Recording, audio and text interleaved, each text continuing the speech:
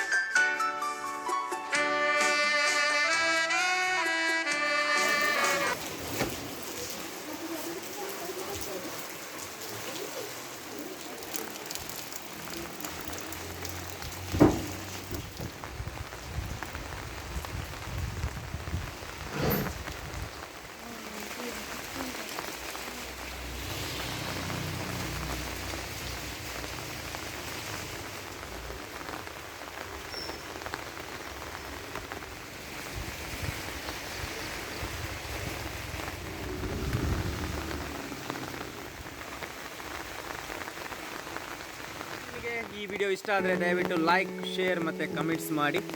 ಇನ್ನೊಂದು ವ್ಲಾಗ್ನೊಂದಿಗೆ ಮತ್ತೆ ಸಿಗ್ತೇನೆ. ಅಲ್ಲಿ ತನಕ take care and bye bye friends.